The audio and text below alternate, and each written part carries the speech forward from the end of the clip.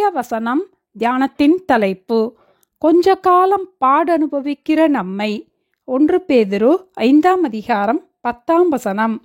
கிறிஸ்து இயேசுவுக்குள் நம்மை தமது நித்திய மகிமைக்கு அழைத்தவராயிருக்கிற சகல கிருபையும் பொருந்திய தேவன் தாமே கொஞ்ச காலம் பாடனுபவிக்கிற உங்களை சீர்படுத்தி, ஸ்திரப்படுத்தி, பலப்படுத்தி நிலைநிறுத்துவாராக. நம்மை அழைத்த தேவன் சகல கிருபையும் பொருந்திய தேவன்.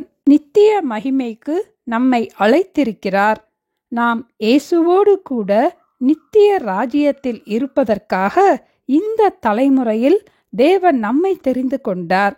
நம்மை நித்திய அழைப்பிற்கு அழைத்த தேவன் அதற்கு தகுதியுள்ளவர்களாகும்படி நம்மை சீர்படுத்தி, ஸ்திரப்படுத்தி, பலப்படுத்தி நிலைநிறுத்துகிறார்.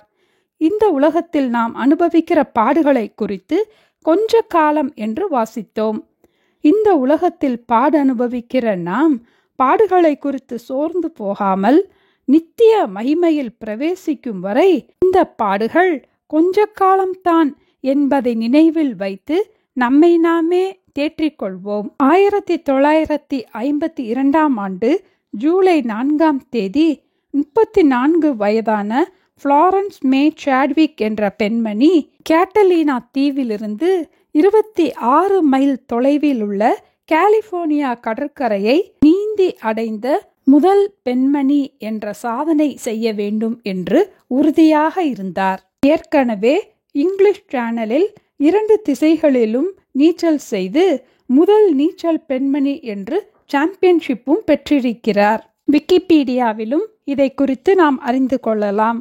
கேட்டலினா தீவிலிருந்து நீச்சல் ஆரம்பித்து கலிபோர்னியா கடற்கரை அருகிலே வந்தபோது அன்று அந்த கடற்கரை முழுவதும் மூடுபனியால் மூடப்பட்டு இருந்தது. மிகவும் குளிராகவும் இருந்ததால் கை கால்களெல்லாம் மரத்து போனது. மூடுபனியும் மிகவும் அடர்த்தியாக இருந்தது. அவளுக்கு அருகிலேயே படகுகளில் அவளுடைய தாயாரும் அவளுடைய பயிற்சியாளரும் அவளுடைய குழுவோடு கூடவே வந்திருந்தார்கள்.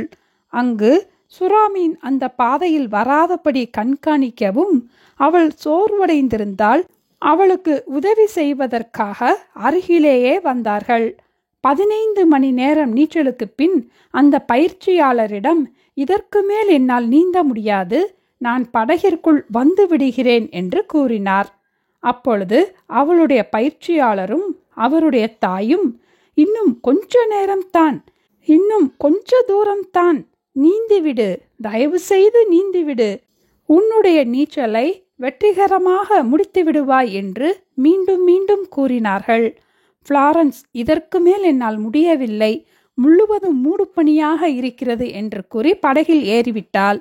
இன்னும் 1/2 மைல் தூரத்தில் நீ கடற்கரையை அடைந்து விடுவாயல்லவா, கொஞ்ச நேரம் பொறுமையாக நீந்தியிருக்கலாமே என்றதும் மிகவும் சத்தமாக அழ ஆரம்பித்து விட்டாள். நான் கடற்கரையை பார்க்காமல் மூடுபனியை பார்த்து விட்டேன். என்னால் என்னையே மன்னித்து கொள்ள முடியாது. இவ்வளவு தூரம் வரை நீந்தின நான் கரையை பார்த்திருந்தால் முழுவதுமாக நீந்தி முடித்திருப்பேனே என்றார். குளிரினாலோ சோர்வினாலோ என் நீச்சலை நான் நிறுத்தவில்லை. இந்த மூடுபனியை பார்த்ததால் நான் நிறுத்திவிட்டேனே என்று அழுதாள். இதுபோல நாமும் நம் பாடுகளை பார்த்து நித்திய மகிமையை இழந்துவிடாமல் இயேசுவை நோக்கி நமக்கு நியமித்திருக்கிற ஓட்டத்தில் பொறுமையோடு ஓடி ஜெயங்கொள்ளுகிறவர்களுக்கு இயேசு தருகின்ற நித்திய மகிமையை, ஜீவ கிரீடத்தை பெற்றுக்கொள்வோம். இன்னும் கொஞ்ச காலம்தான் இந்த பாடுகள், இனி நித்திய மகிமை நமக்கு உண்டு என்பதை நினைவிலே வைத்துக் கொள்வோம்.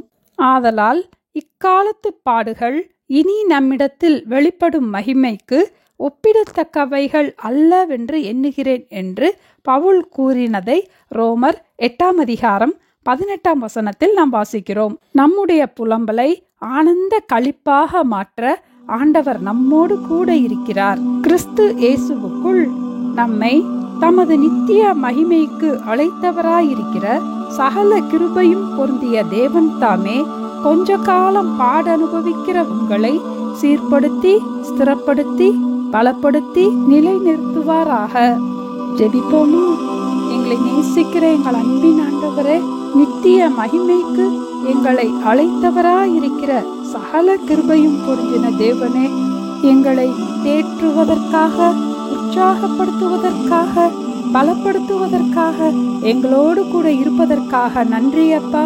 இதற்கு மேல் எங்களுக்கு பாடுகளை தாங்கிக் கொள்ள பலனில்லையே என்று நாங்கள் சோர்ந்து போகாதபடிக்கு இன்னும் கொஞ்ச காலம்தான் இந்த பாடுகள் என்று எங்களை நாங்களே தேற்றிக்கொள்ள எங்களுக்கு கிருபை தாங்கப்பா. நித்திய மகிமைக்கு எங்களை சீர்படுத்தி, ஸ்திரப்படுத்தி, பலப்படுத்தி நிலைநிறுத்துகிற இயேசுவை நோக்கி பொறுமையோடு, ஜெயத்தோடு எங்களுடைய ஓட்டத்தை ஓட எங்களுக்கு உதவி செய்ய வேண்டுமாய் இயேசுவின் நாமத்தில் ஜெபிக்கிறோம் பிதாவே. ஆமேன். Thank you. Have a blessed day.